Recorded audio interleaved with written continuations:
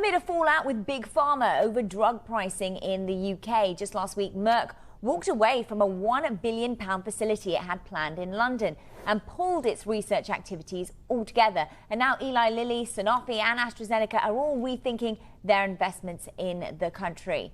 So I'm pleased to say that Jimmy Muchechetere, Global Healthcare and Industrials Equity Research Analyst at Investec, joins us now. So Jimmy, thanks for joining us. AstraZeneca and Merck, we saw pause those projects in the UK. Eli Lilly now joining that gang. What are some of the specific factors that are leading to this, whether it is the drug pricing or also the issues when it comes to taxation? I think you hit the nail on the head there. It is specifically about the drug pricing negotiating tactic, especially with President Trump coming into the UK this week. We think that traditionally the drug companies didn't need to worry too much about pricing outside the US as long as the US system was maintained. But now there is significant and sustained pressure from the Trump administration to do something about drug pricing. And so they have to negotiate outside the US. And also because of Donald Trump's pressure on other governments, they now have an opportunity to negotiate prices with the NHS and the European Union, something which they didn't really have in the past. And how big a blow of this is it to the UK when it comes to the life sciences industry? I'm thinking also in terms of research and development and jobs.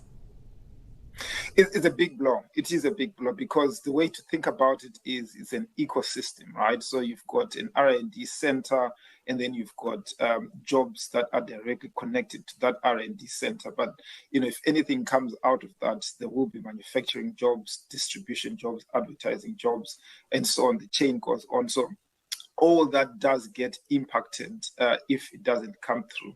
However, we think that this is, at this point, a negotiating tactic, and many of these companies will not walk away completely and will kind of redesign their investments. So we don't think there will be a big impact to the UK as long as there is some negotiating, especially on the part of the UK government.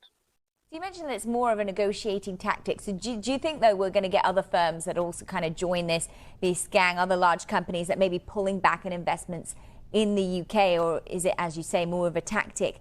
Do you believe that the UK is uninvestable?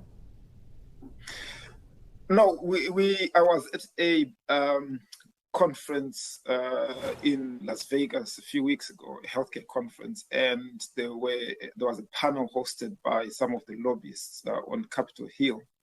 And what they were saying is they work in tandem, for all these drug companies, and they are working together to make sure they have the maximum impact on both the Trump administration when it comes to most favored nation pricing, MFN, as well as potential tariffs, and working together against other governments as well, to convince other governments, whether it's the UK government, European government, etc.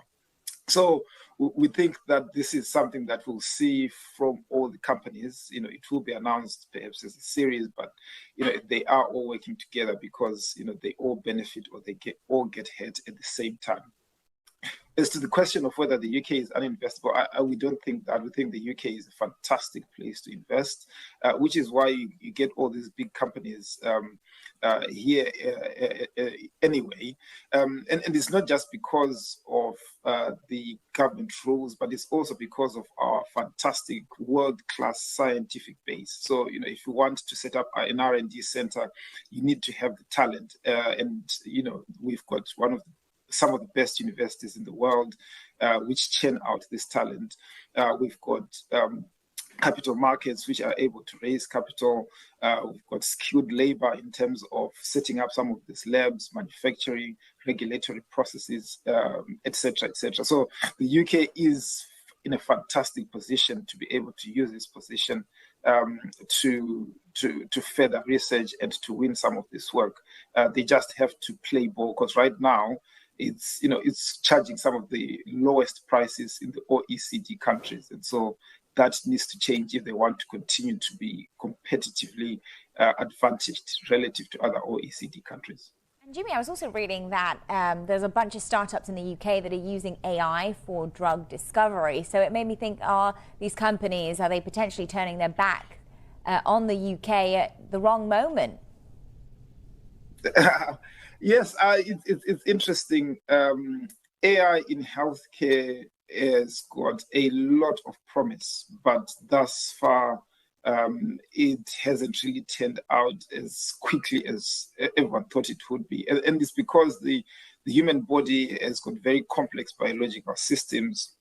And so while AI can help predict, some drug combinations, drug-drug interactions, pharmacokinetics, pharmacodynamics, all those kind of things, they are very, very difficult to predict. So AI will help, but it's not going to do away with human clinical trials and things like that. So some of these startups, yes, they will fast track their entry to the human clinical trial phase, but they cannot do away with some of the traditional ways of discovering drugs and testing them and getting them through the regulatory process. So it's good that the UK is at the forefront of using AI in healthcare and in other areas. Jimmy, and hopefully want to jump in here, not to cut you off and just caution time, because I wanted to get your thoughts. Of course, we have Trump coming to the UK on a state visit this week.